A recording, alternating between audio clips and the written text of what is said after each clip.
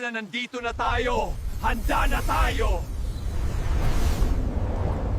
Nararamdaman mo ba ang aura na paparating? Oo, hindi sila normal na tao. At nakalaban na natin sila dati. Oo nga, mahal na hari. Napagtanto ko, mahal na hari. Siya si Frukudo, yung pinakamalakas na nakalaban natin. Ang pagkakatanda ko, nagapin na natin yan. Mahal na hari, nawala ang kanyang labi nung binalikan namin. Hindi ko inaasahang magkikita ulit tayo, mahal na hari, mahal na reyna. Siguro, importante sa inyo yung nakakulong na daga sa bodega, kaya kayo nandito.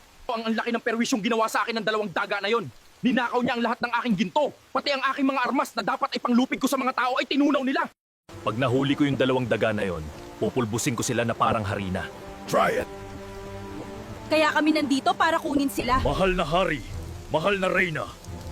Bago sila magkalat ng lagim dito, tapusin na natin sila. Hindi sila madaling tapusin o talunin. Hindi yan lalaban ng inyong tao. Magiging halimaw yung mga yan. Basta ano't ano paman, humanda kayo. Ang misyon natin, makuha natin ang prinsesa at ang duwende. Palitan nyo!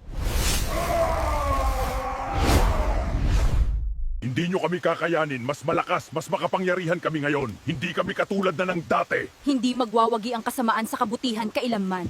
Simulan na natin, Juan. Hindi kayo mananalo kailanman. Malalaman kung sino ang malakas.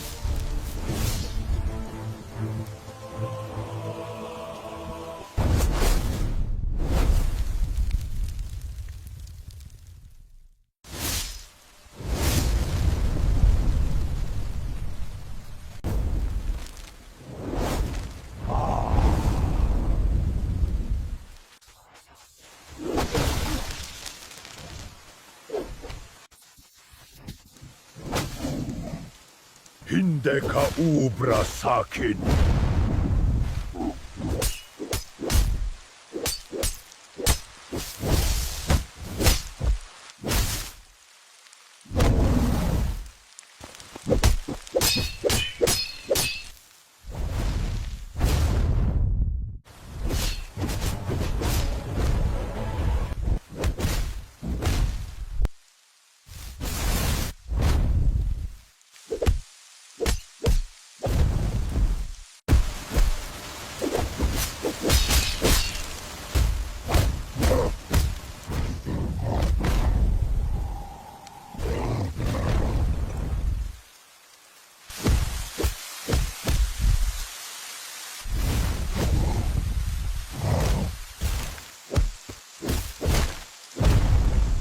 Hintayin mo kami, anak.